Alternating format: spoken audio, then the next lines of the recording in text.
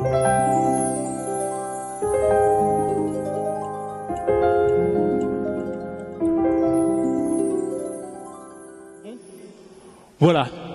Ce matin, j'aimerais que nous puissions parler ensemble du renouvellement de la pensée par Christ, et ce renouvellement libère.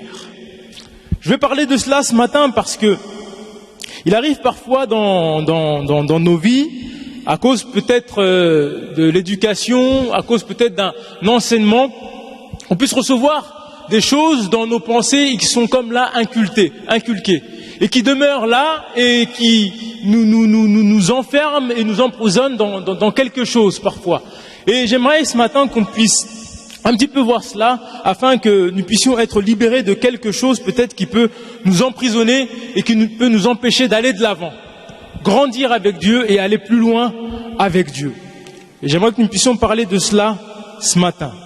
Nous allons aller dans le livre de Jean, au chapitre 9. Jean, chapitre 9, nous lirons à partir du verset 1er. Donc il est dit ceci. Jésus vit en passant un homme aveugle de naissance. Ses disciples lui firent cette question. Rabbi, qui a péché, cet homme ou ses parents, pour qu'il soit né aveugle? Jésus répondit, ce n'est pas que lui ou ses parents aient péché, mais c'est afin que les œuvres de Dieu soient manifestées en lui. Il faut que je fasse, tandis qu'il est jour, les œuvres de celui qui m'a envoyé.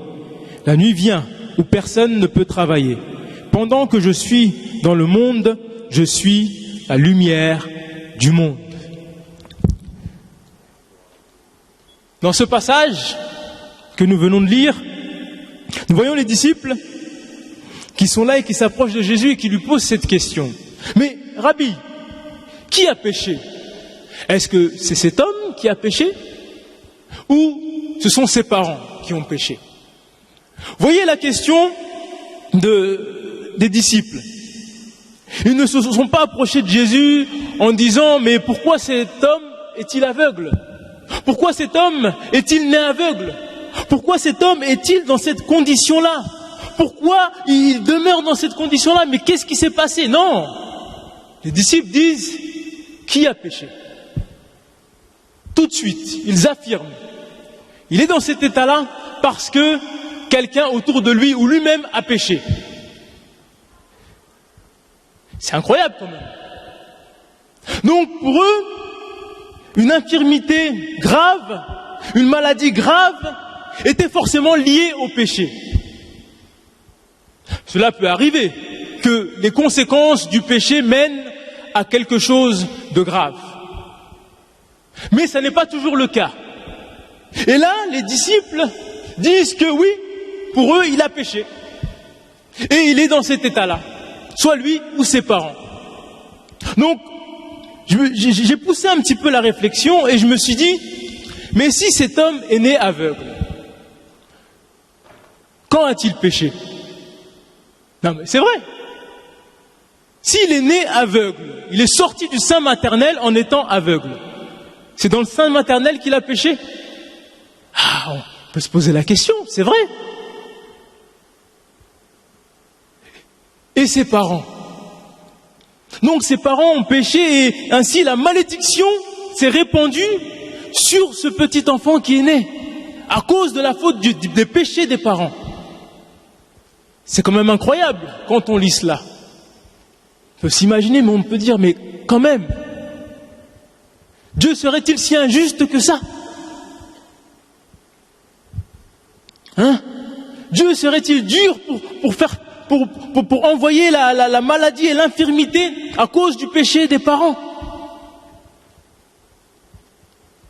Vous savez, il y a le texte de l'Ancien Testament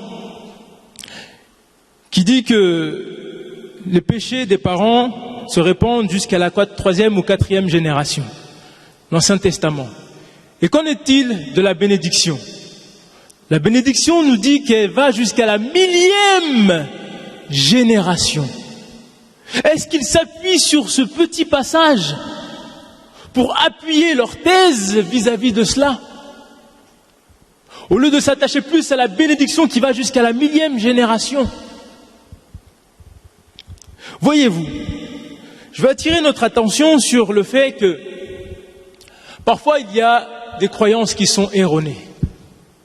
Parfois nous pouvons nous appuyer sur des choses qui vont nous faire du tort à nous et faire du tort aux autres aussi qui sont autour de nous. Et leur faire du mal. Vous savez, plusieurs personnes ont été comme cela. Ont condamné d'autres personnes parce qu'ils disaient « s'il y a telle situation dans ta vie, c'est parce qu'il y a un péché dans ta vie. Si tu es dans tel état, c'est parce qu'il y a un péché dans ta vie. » Alors nous enfonçons la personne ou nous détruisons la personne. Et il faut que nous puissions sortir de ces choses-là parfois, de cette croyance qui est erronée. Au lieu de faire du bien au prochain, qui détruit le prochain. Il y a comme des faux raisonnements qui sont là dans nos pensées. Et ces faux raisonnements nous poussent à agir de la manière dont nous pensons, de la manière dont nous réfléchissons. Et parfois, c'est ces choses-là qui guident nos vies. Parfois, ce sont ces choses-là qui nous conduisent. Et on ne sait même pas parfois où on va. On a vraiment besoin que le Seigneur vienne et puisse nous transformer dans nos pensées. Qu'il puisse nous changer complètement afin d'aller mieux et afin de grandir. J'aimerais voir le premier point avec vous. La religiosité. La religiosité. Nous allons continuer dans Jean. Toujours au chapitre 9, nous lirons à partir du verset 6. À partir du verset 6, il est dit: après avoir dit cela, Jésus, il cracha à terre et fit de la boue avec sa salive. Puis il appliqua cette boue sur les yeux de l'aveugle et lui dit: va et lave-toi au réservoir de Siloé, nom qui signifie envoyé. Il y alla, se lava et s'en retournant, voyant clair. Ses voisins et ceux qui auparavant l'avaient connu comme un mendiant disaient: n'est-ce pas là celui qui se tenait assis et qui mendiait? Les uns disaient: c'est lui. D'autres disaient: non, mais il lui ressemble. Et lui-même disait: c'est moi. Et il dit donc: comment tes yeux ont-ils été ouverts? Il répondit: l'homme qu'on appelle Jésus a fait de la boue, a oint mes yeux et m'a dit: va au réservoir de Siloé et lave-toi. J'y suis allé et je me suis lavé. Et j'ai recouvré la vue. Et lui dirent: où est cet homme? Il répondit: je ne sais. Ils menèrent vers les pharisiens celui qui avait été aveugle. Or, c'était le jour du sabbat, que Jésus avait fait de la boue et lui avait ouvert les yeux. De nouveau, les pharisiens aussi lui demandèrent comment il avait recouvré la vue. Il leur dit: il a appliqué de la boue sur mes yeux, je me suis lavé et je vois. Sur quoi quelques-uns des pharisiens dirent: cet homme ne vient pas de Dieu, il n'observe pas le sabbat. D'autres dirent: comment un homme pécheur peut-il faire de tels miracles?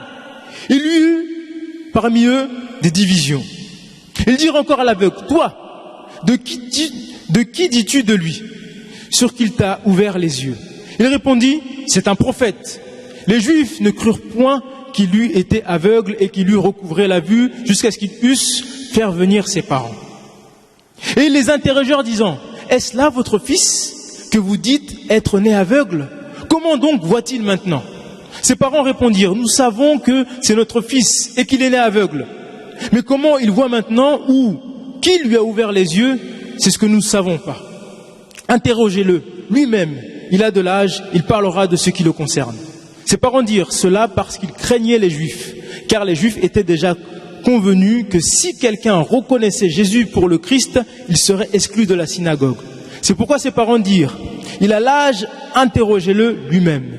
Les pharisiens appelèrent une seconde fois l'homme qui avait été aveugle et lui dirent: donne gloire à Dieu, nous savons que cet homme est un pécheur. Il répondit: s'il est un pécheur, je ne sais. Je sais une chose, c'est que j'étais aveugle et que maintenant je vois. Ils lui dirent: que t'a-t-il fait? Comment t'a-t-il ouvert les yeux? Il leur répondit: je vous l'ai déjà dit et vous ne m'avez pas écouté. pourquoi voulez-vous l'entendre encore? Voulez-vous aussi devenir ses disciples? Ils l'injurièrent et dirent, c'est toi qui es son disciple, et nous sommes disciples de Moïse. Nous savons que Dieu a parlé à Moïse, mais celui-ci, nous ne savons d'où il est. Cet homme leur répondit, il est étonnant que vous ne sachiez d'où il est. Et cependant, il m'a ouvert les yeux. Nous savons que Dieu n'exauce pas les pécheurs, mais si quelqu'un l'honore et fait sa volonté, c'est celui-là qui l'exauce. Jamais on n'a entendu dire que quelqu'un ait ouvert les yeux d'un aveugle né.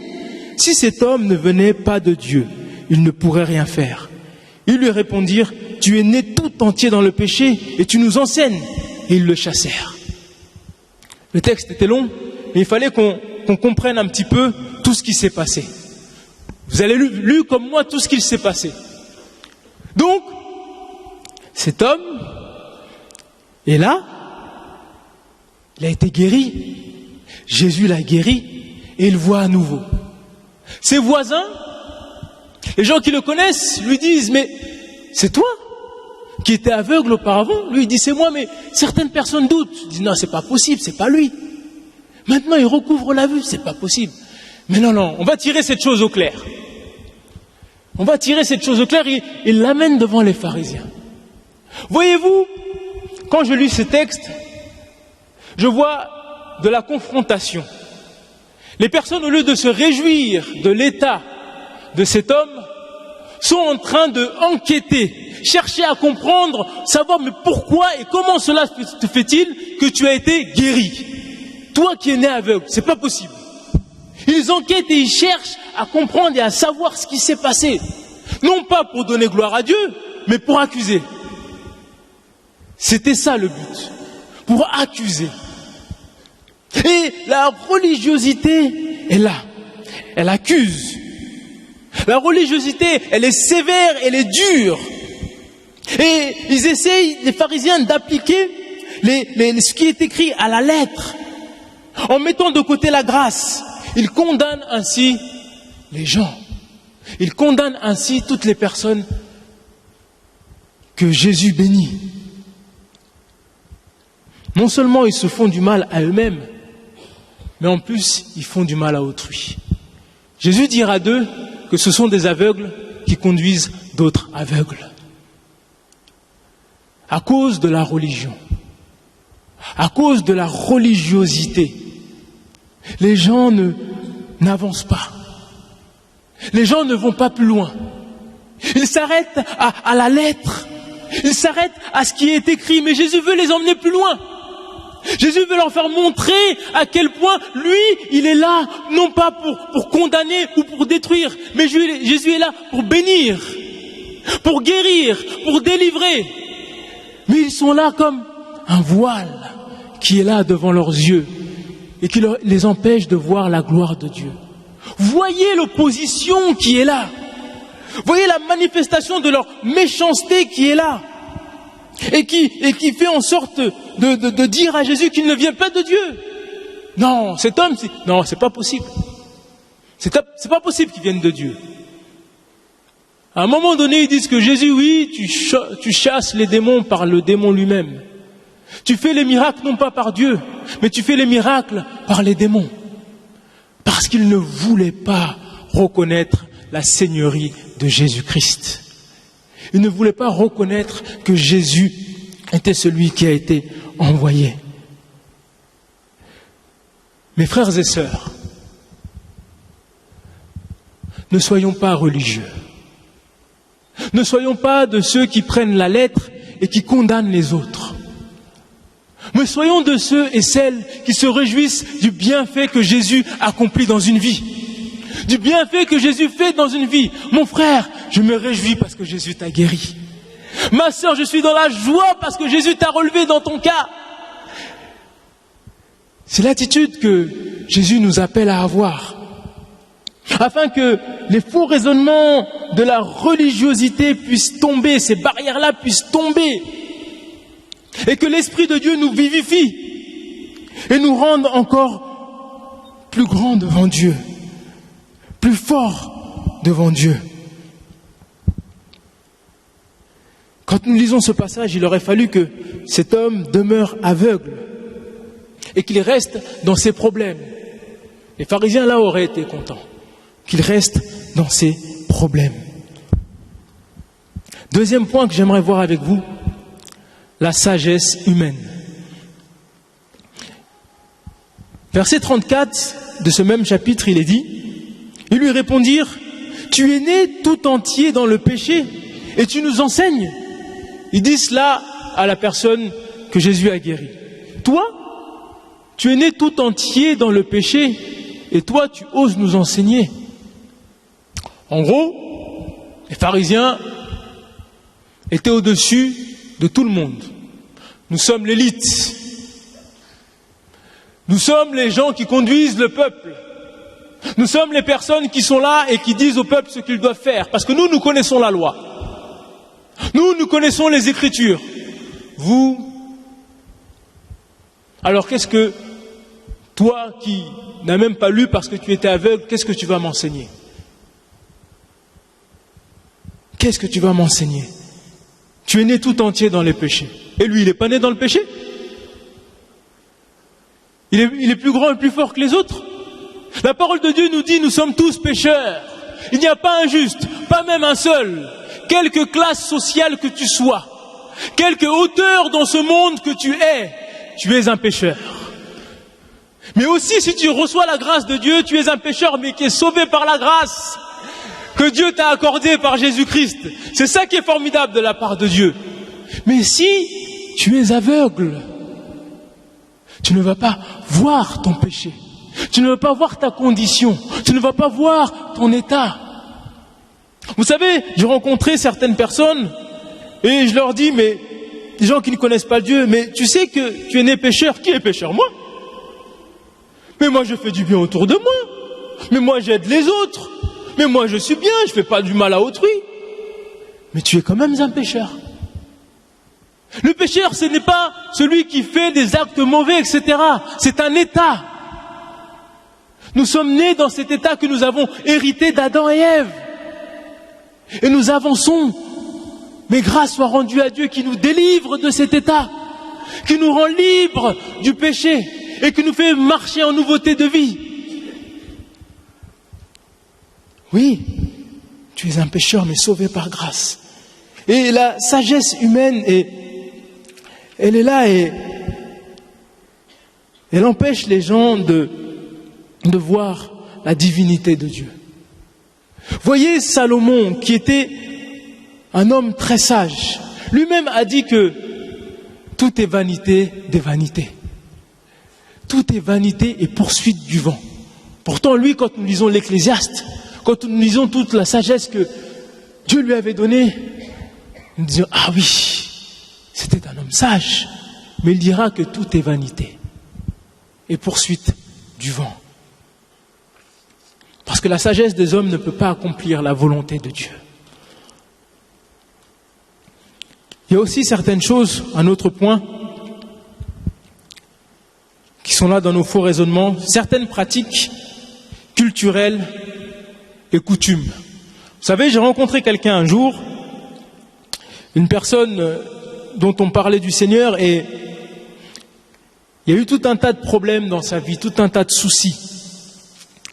Et tellement les soucis étaient grands, cette personne-là me disait, mais tu sais, moi je crois en Dieu, mais des fois aussi, je vais voir quelques sorciers, je vais voir quelques marabouts, je vais voir quelques ceci, quelques cela. Je me dis, mais qu'est-ce qu'il y a que tu n'as pas compris? Qu'est-ce qu'il y a que tu n'as pas compris vis-à-vis de Dieu? Est-ce que il est bon de marcher avec Dieu, mais il est bon aussi de marcher avec le diable? Vous savez, elle m'a dit, mais tu sais, ça, c'est des choses qui sont dans la culture. Ça, c'est des coutumes qui sont là, qui sont ancestraux depuis des générations et des générations, on pratique ça. Je lui dis, mais tu as donné ton corps au Seigneur. Qu'est-ce qu'il y a que tu n'as pas compris? Vous savez, des fois, la culture, elle est tellement ancrée.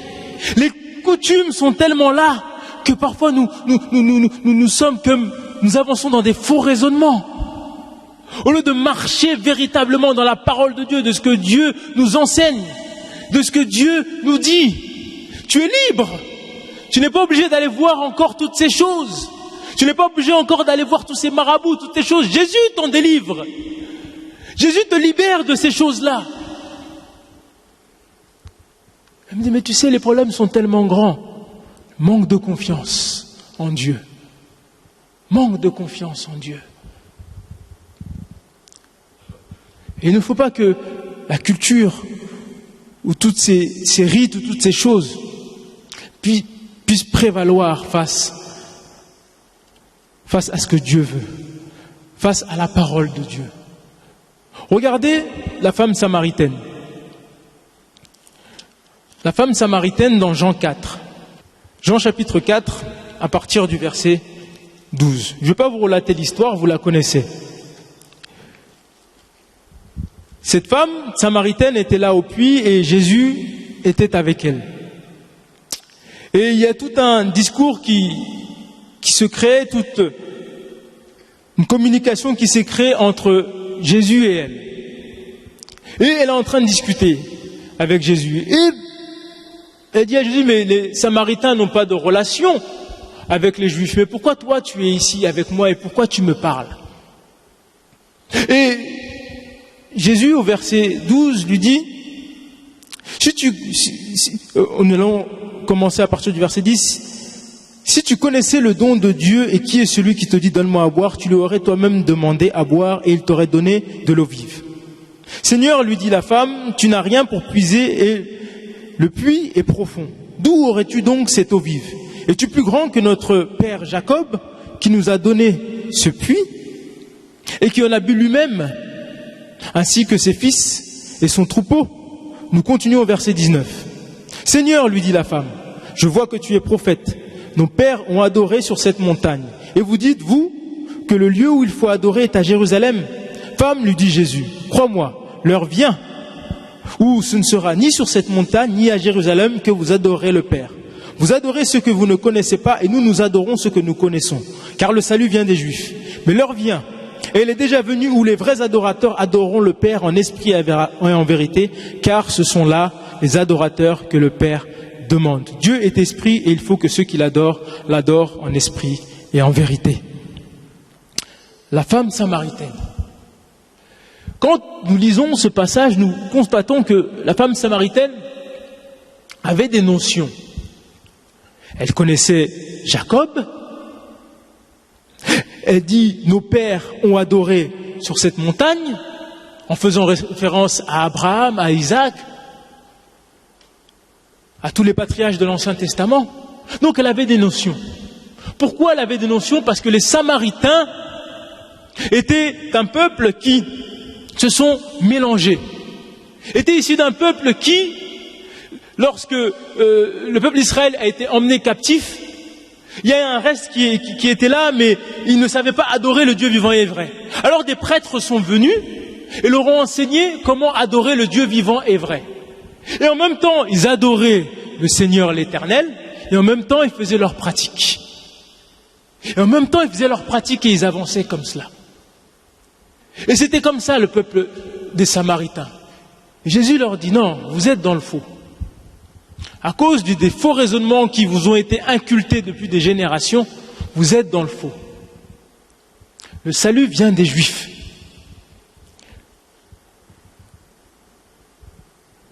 Et Jésus est avec cette femme et lui montre, lui ouvre les yeux, l'éclaire face à sa connaissance, afin de lui montrer le chemin et que les faux raisonnements qu'elle a puissent tomber. Que toute sa croyance qu'elle a, qui ont été là depuis des générations, puissent tomber. Et elle a compris. Elle a compris que cet homme qui parlait avec lui, c'était lui le Messie. Parce qu'elle attendait même le Messie. Même les Samaritains attendaient le Messie. Je sais qu'un Messie doit venir, celui qui s'appelle Christ. Et quand il sera venu, il nous annoncera toutes choses. Je le suis, moi qui te parle, dira Jésus. Et ces croyances tombent, ces faux raisonnements tombent, afin qu'elles comprennent que le salut vient véritablement des Juifs et que Jésus est le Messie. Et qu'il ne fallait pas s'attacher à tout ce qui a été inculqué durant cette génération, mais qu'il fallait s'attacher vraiment à Jésus-Christ, car c'était lui qui allait conduire le peuple. Et lorsque je vais à la prison, vous savez, à la prison, il y a des personnes qui viennent tout doucement, qui s'approchent du Seigneur tout doucement. Et un jour, j'ai parlé avec une personne, elle me dit, oui, j'aime bien votre culte, j'aime beaucoup votre culte, on se fait du bien, on chante, on adore Dieu, etc. Et plus tard, j'ai appris que cette même personne allait dans tous les cultes de la prison. Elle allait chez les protestants, il allait chez les catholiques, il allait chez les musulmans, il allait chez tout le monde. Et je suis parti le voir et je lui ai parlé, je lui ai dit, mais pourquoi tu vas à toutes les religions? Il m'a dit, ouais, j'aime bien tout ça, ça danse, etc. Et puis on prie, etc. Je lui ai dit, ah bon, c'est bien. Mais est-ce que tu as compris de Jésus? Qu'est-ce que tu as compris de Jésus? Ah, mais tu sais, on parle de Jésus dans toutes ces religions-là. Je dis, ah bon? Mais comment parle-t-on de Jésus? Ah là, il était incapable de me le dire. Il était incapable de me le dire. Et là, petit à petit, je l'ai ramené à un raisonnement des Écritures. Petit à petit, je l'ai amené à comprendre que lorsqu'on s'attache vraiment à Jésus-Christ, on ne s'attache pas à une religion, on ne s'attache pas à des hommes, mais on s'attache vraiment à celui qui est vivant. On s'attache à celui qui est vrai, à celui qui change les vies, à celui qui transforme les cœurs, à celui qui fait que tu vas aller de l'avant, que tu vas grandir. Tu ne t'attaches pas à une religion. Ça ne sert à rien de courir de religion en religion. Non, attache-toi à Jésus-Christ. Attache-toi à Jésus-Christ. Lui va te libérer. Et lui va faire tomber tous ces faux raisonnements qui sont là dans ton esprit. Et qui t'emmènent à chercher à gauche, à droite, je ne sais quoi. Mais s'attacher à Jésus-Christ. Romains, chapitre 12, nous dit au verset 1er, « Je vous exhorte donc, frères, par les compassions de Dieu, à offrir vos corps comme un sacrifice vivant, saint, agréable à Dieu, ce qui sera de votre part un culte raisonnable. Ne vous conformez pas au siècle présent, mais soyez transformés par le renouvellement de l'intelligence afin que vous discerniez quelle est la volonté de Dieu, ce qui est bon, agréable et parfait. » Parfois, face aux faux raisonnements, nous ne savons pas qu'au départ, ce sont des faux raisonnements. Mais lorsque la lumière vient, lorsque la vérité des Écritures éclate, nous constatons que le chemin que nous empruntons n'est pas le bon. Parce que Jésus vient nous éclairer. Parce que Jésus nous montre quelle est la voie à suivre. Et il vient nous renouveler dans notre intelligence, dans notre mentalité. Il vient nous renouveler dans notre intellect. Parce que nous ne voulons pas nous conformer au siècle présent. Parce que nous voulons marcher comme le Seigneur le souhaite.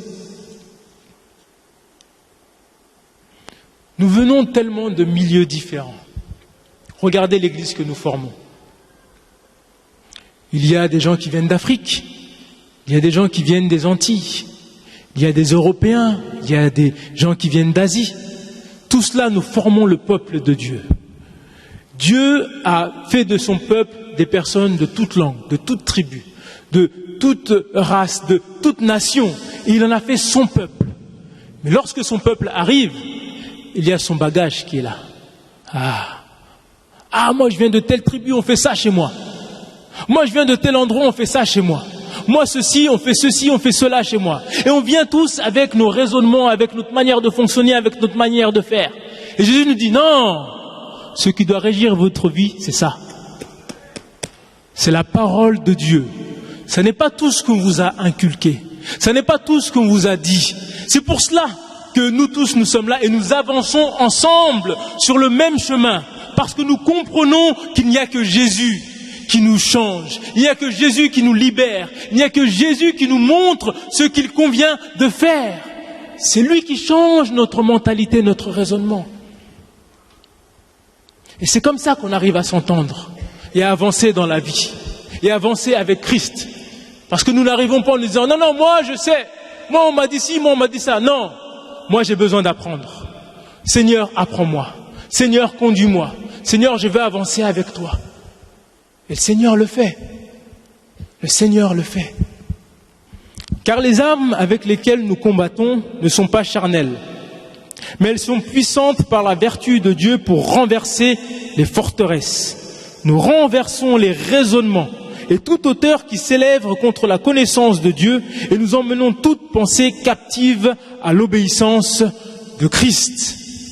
Toute pensée, toute chose qui nous retienne comme captives doivent être amenées à Jésus-Christ. Tout ce qui nous retient et tout ce qui nous empêche d'avancer dans la vie, tout ce qui nous empêche de grandir et qui sont comme là dans nos pensées, nous devons les amener à Christ, afin que Christ puisse nous libérer de ces choses-là, afin que Christ puisse nous libérer des pensées. Vous savez, il y a des prisons que nous nous formons. Et il y a des prisons qui sont là, dans nos pensées, et qui sont là comme ancrées, et qui ont besoin de tomber.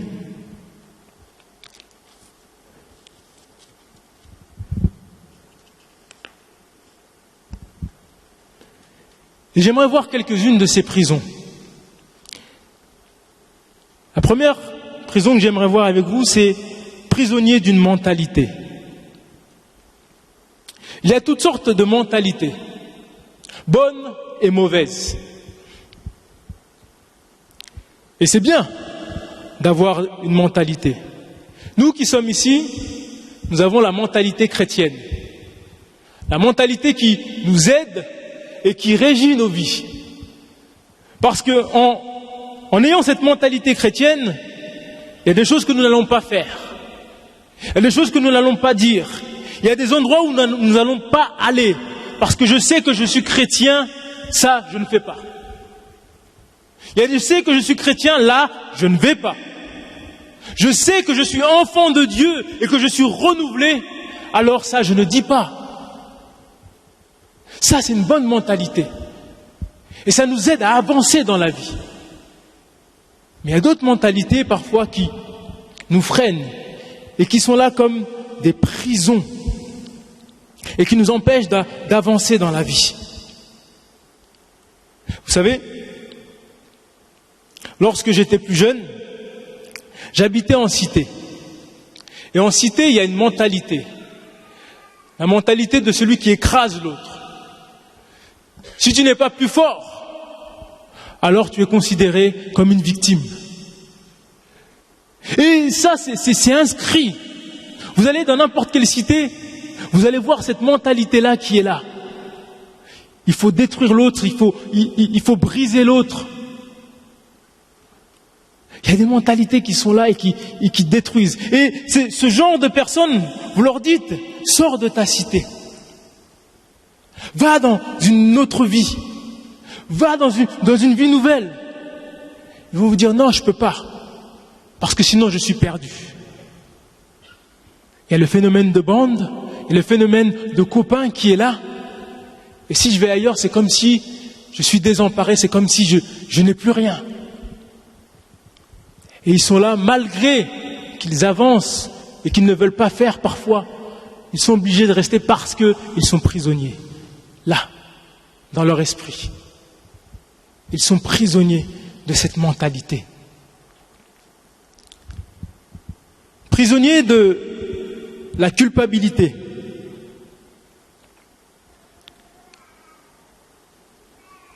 Parfois, la culpabilité est telle qu'on ressasse sans cesse le mal qu'on a pu faire à autrui. Le mal qu'on a pu faire à son prochain. Même si parfois on a été pardonné, on ressasse sans cesse ces choses-là. On ressasse sans cesse ces choses-là. Et ces choses-là sont comme des barrières et une prison qui est là et qui nous empêche d'avancer. J'ai fait du tort. J'ai fait du mal. Mais est-ce qu'il va me pardonner un jour ? J'ai détruit sa vie. Vous savez, parfois, on se détruit vraiment même nous-mêmes. On s'approche de Dieu. Dieu nous pardonne. Dieu nous fait du bien. Dieu nous rend libres. Et nous essayons encore de garder des choses. Nous essayons encore de garder ces choses-là qui nous détruisent. Mais Dieu nous dit, mais j'ai un avocat auprès du Père. Jésus-Christ le juste, j'ai payé pour toi. Sors de cette prison. Sors de cet état. Sors de cette situation qui te détruit et qui te fait du mal et du tort. Mais saisis la libération, saisis la délivrance que Jésus veut t'apporter, que Jésus veut t'accorder. Vous savez, avec les prisonniers, je le vois sans cesse ça. Des gens qui regrettent et qui regrettent et qui regrettent encore et encore, même s'ils savent que cela ne va pas changer leur vie. Mais c'est là, c'est ancré là, et ils n'arrivent pas à s'en sortir. Ils ont comme une double peine. Ils sont prisonniers en prison, mais ils sont aussi prisonniers d'eux-mêmes.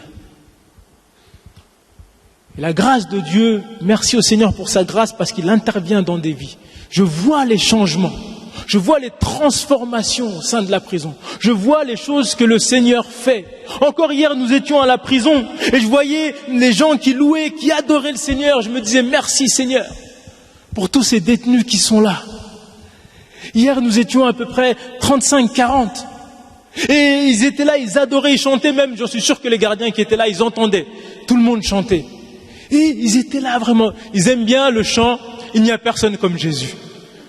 Mais je vous assure qu'on chante ce chant, ils se lèvent tous. Et ils dansent, et ils marchent, et ils tournent, et ils fouillent. J'ai fouillé, j'ai marché. Ah, quand on voit ça. Et les personnes qui viennent pour la première fois, ils disent « Mais je suis à l'église ». Ils connaissent le Seigneur. Mais je vous assure, le Seigneur touche vraiment des vies. Certains, c'est vrai, vivent dans des états pas possibles, mais d'autres, par la grâce de Dieu, sont touchés. Et ils s'épanouissent intérieurement.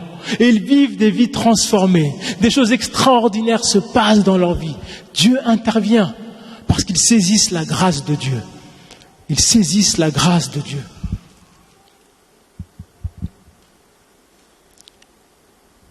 Prisonniers du passé qui les hantent. 2 Corinthiens chapitre 5, verset 17 nous dit «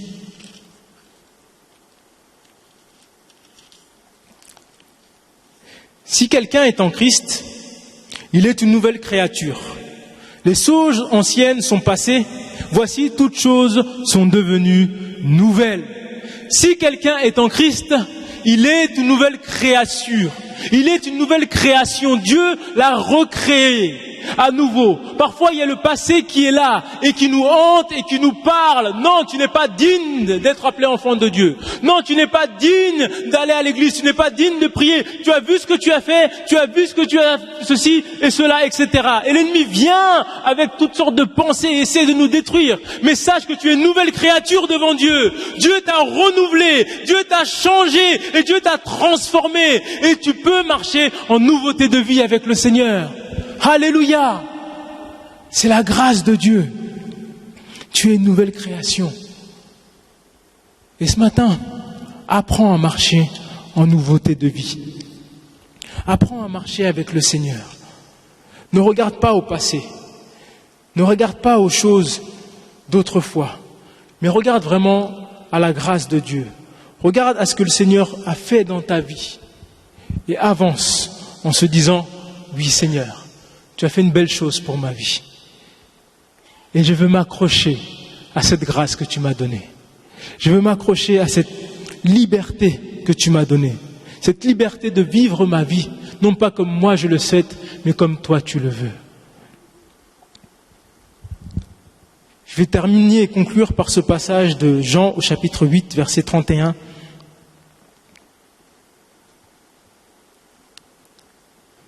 Jésus il dit aux Juifs qui avaient cru en lui, « Si vous demeurez dans ma parole, vous êtes vraiment mes disciples. Vous connaîtrez la vérité et